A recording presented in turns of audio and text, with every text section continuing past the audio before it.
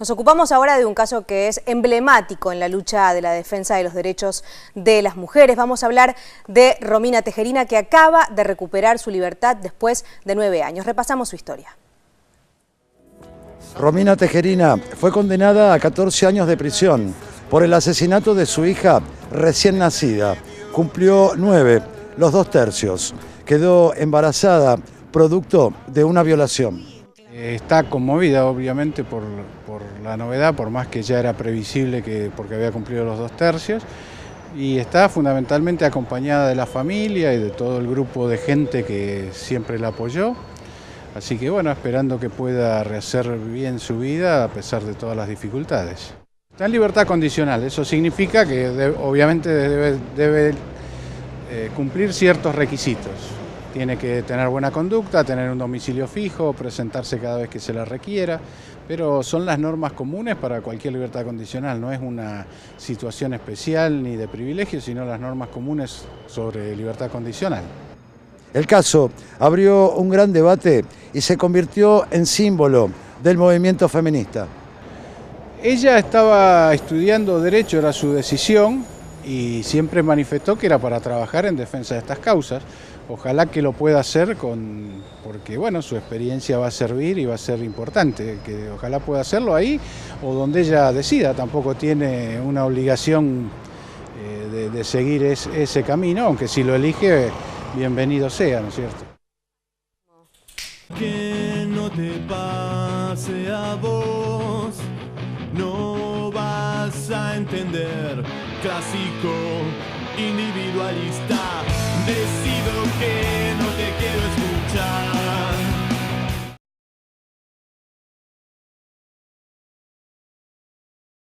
Muy buenas noches a todos, bienvenidos al Expediente.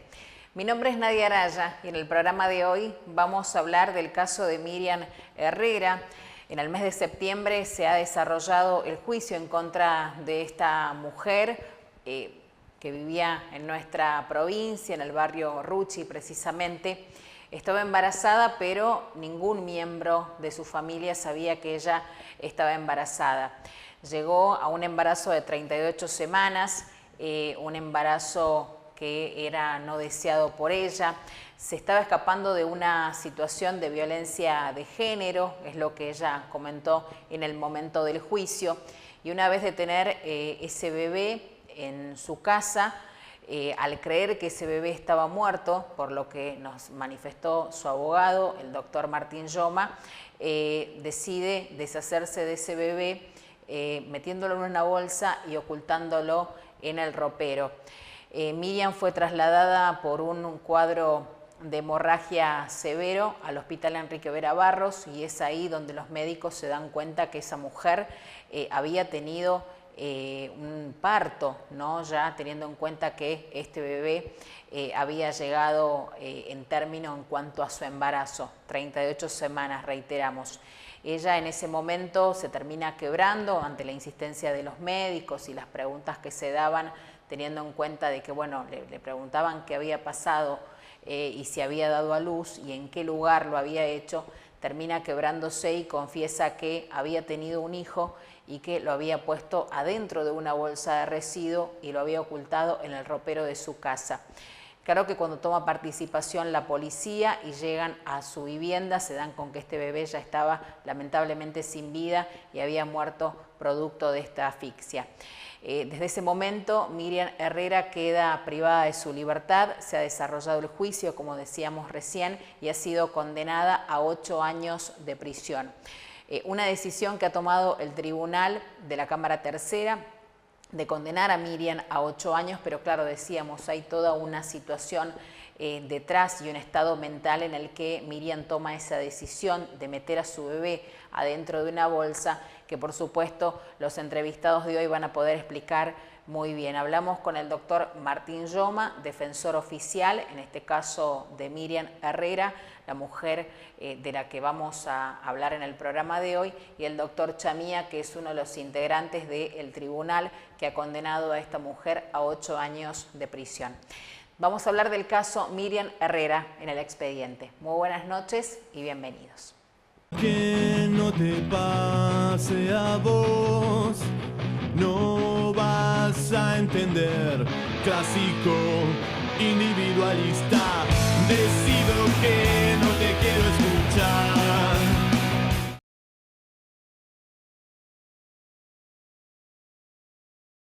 Bueno, nos encontramos con el doctor Martín Yoma.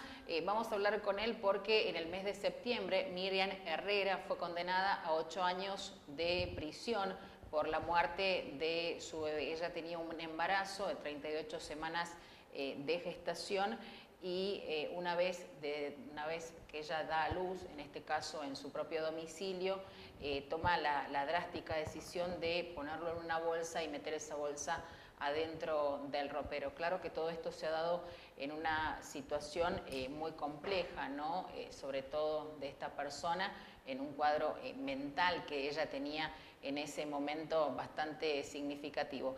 Han pasado 3 años de esto y el doctor Yoma estuvo trabajando puntualmente en la defensa de este juicio que se ha desarrollado en el mes de septiembre en nuestra ciudad capital. Doctor, ¿cómo le va? Buenas tardes.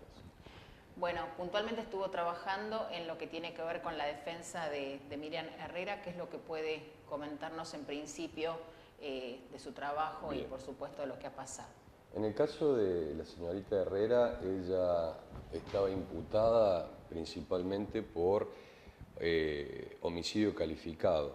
En ese contexto, en esa imputación en la cual vamos a juicio, la defensa en este caso obtiene frente a las probanzas incorporadas en autos el dictado de una sentencia en circunstancias extraordinarias de atenuación, que es lo que mencionaba en tu introducción. En principio esta causa se produce en los primeros comienzos de la investigación, se considera como aborto. ¿Sí?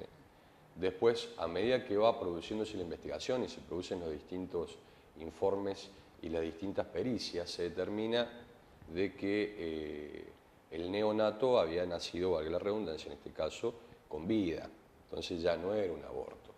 A partir de ese momento se produce el cambio de la calificación y va inmediatamente, porque no hay una figura intermedia. O sea, si nace con vida, es directamente para homicidio calificado. Entonces es que hay un vacío legal. Desde la derogación de la figura del infanticidio, hoy tenemos un vacío legal. Entonces, en este contexto, se acreditó que nació con vida, se le cambia la imputación a homicidio calificado, en ese contexto vamos a juicio, se produce la prueba que hay y se dicta, en este caso, una condena de 8 años, es decir, el mínimo, porque sin perjuicio que vamos por un homicidio calificado, lo cual sería una pena de prisión o reclusión perpetua, la última parte del artículo 80, en circunstancia del inciso primero, que es la calificación del vínculo, permite, cuando hubiese circunstancias extraordinarias de atenuación, la aplicación de la pena entre 8 y 25. Este fue el contexto para que el tribunal merituara que hubo circunstancias extraordinarias de atenuación y la sacara de la consideración de una prisión o reclusión perpetua y le aplicara el mínimo establecido para el tipo penal, en este caso por darle el fallecimiento, darle muerte a su hijo. Esto fue lo que el tribunal consideró. Ese es, en honor a la brevedad, lo que ha ocurrido.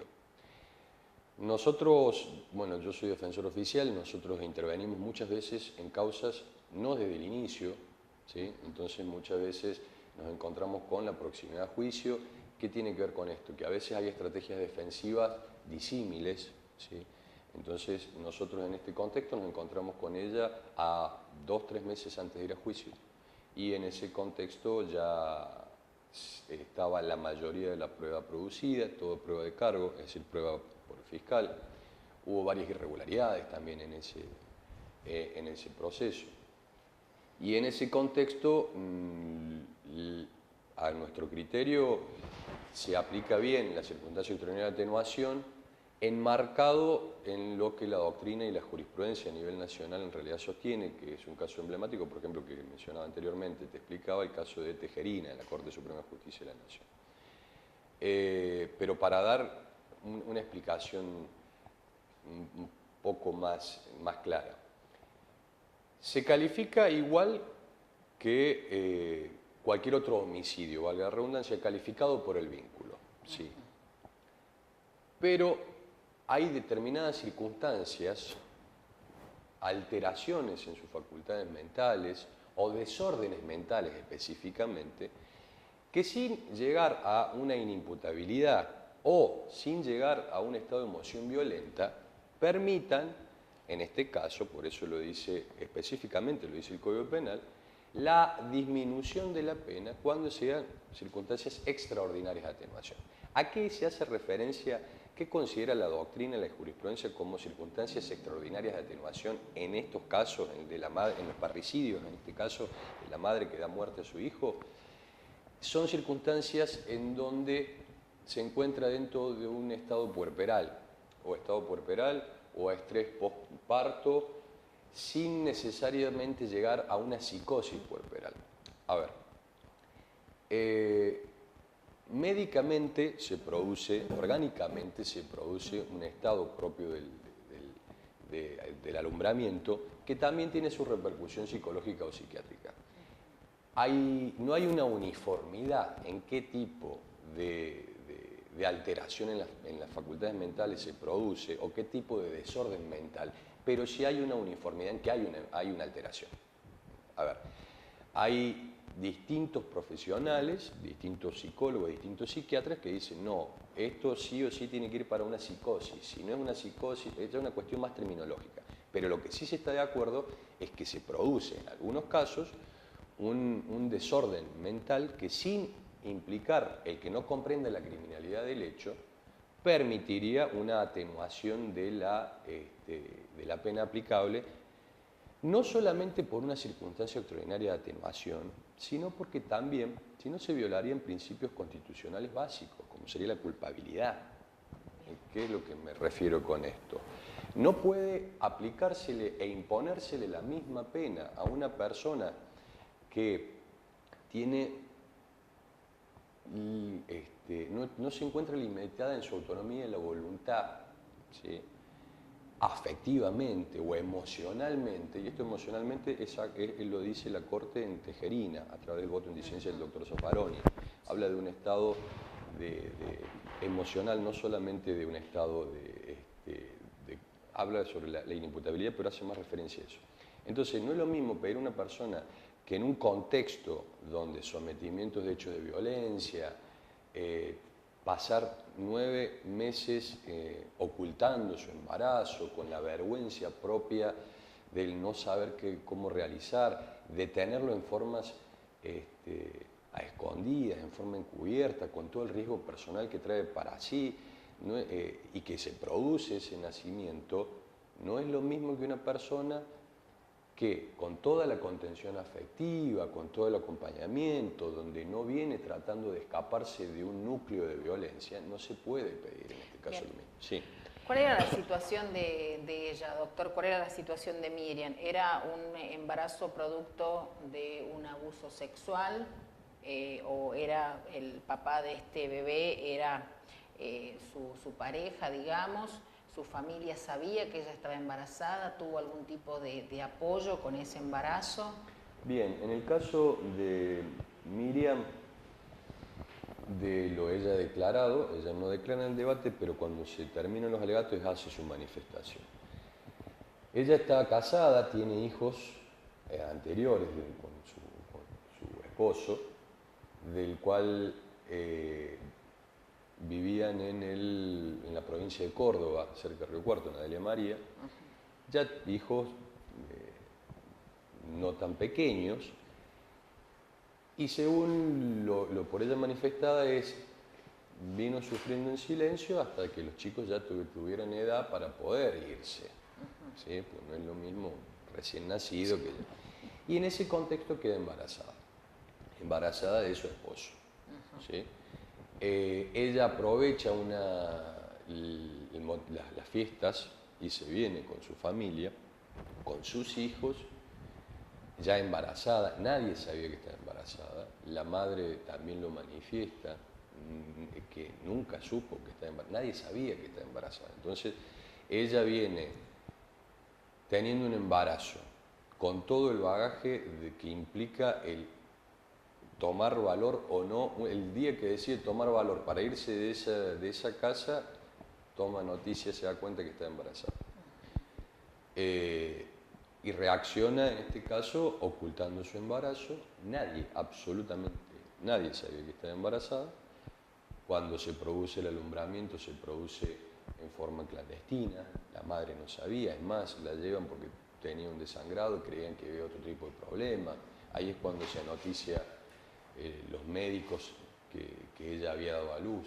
Entonces lo que refiere es que ella siempre estuvo, todo esto lo que estoy diciendo es lo que surge incluso de la valoración por parte del tribunal de la testimonial brindada por la madre. Sí. Ella declara, la madre de Miriam declara que ella no sabía, de que sí debe reconocer que Miriam se crió en un ambiente de violencia, entonces que repetía inconscientemente lo que de chica había obtenido en el momento de su crianza. Entonces ella se viene para tratar de salir de ese infierno personal que estaba atravesando, y ocurre todo lo que desencadena el nacimiento, el fallecimiento y la posterior privación de la libertad y el dicto de condena. Doctor, ¿ella mostró arrepentimiento en algún punto? Dijo quizá era mejor tener el bebé y darlo en adopción, o ella creía que lo mejor era deshacerse de ese bebé más allá del estado o en el estado mental que tenía, tomar esa drástica decisión. Bien, dos situaciones, dos consideraciones previas. Yo no puedo hablar por ella, yo puedo hablar de lo que dice la causa y lo que ella ha declarado. No tengo autoridad moral porque yo soy solamente su abogado y hablo jurídicamente por ella. Bien.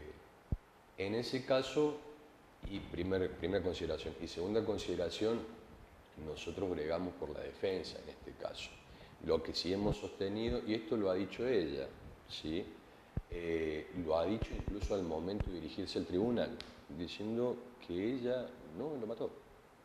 Ella no lo quería quitarle la vida. Lo que se produce y lo que ella sostiene es que sí ha producido con los anteriores nacimientos, ella se produce, cada vez que tiene un alumbramiento, cada vez que da luz, se produce una pérdida de sangre tal que pierde el conocimiento, todo eso controlado. Esto potenciémoslo en forma encubierta, en un bañito chico, sin que nadie sepa, tratando de hacer las cosas silenciosas para que nadie escuche, más vale que se agrave.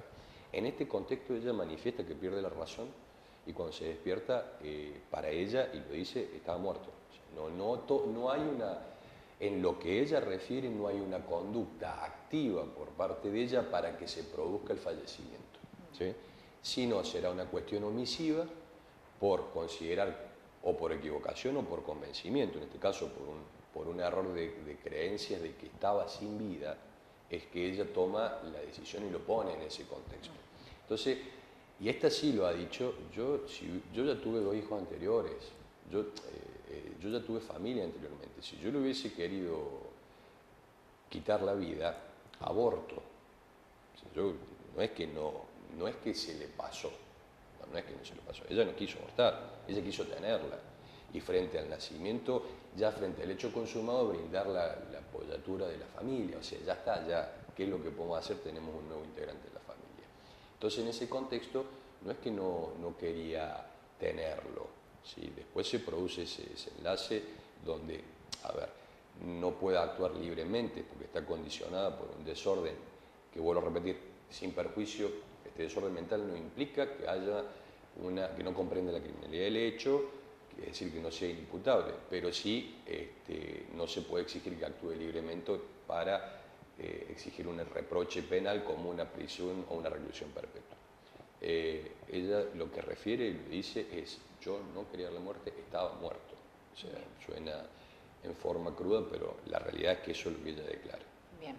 Doctor, usted decía que se dio con esta causa 2 meses antes de que comience el debate en juicio. ¿Está conforme con el trabajo que se hizo? Eso por un lado. Y por otro lado, ¿se ha ido a casación? ¿Se han hecho presentaciones?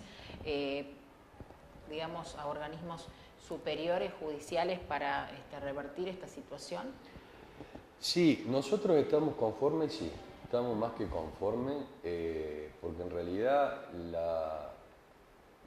la actuación del defensor no se circunscribe solamente a la absolución o no.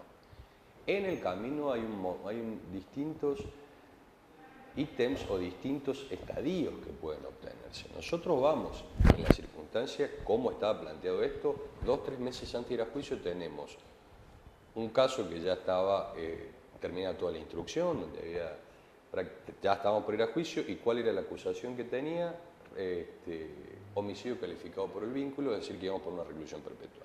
Si de eso obtenemos 8 años de prisión, sí, la verdad que estamos más que conformes.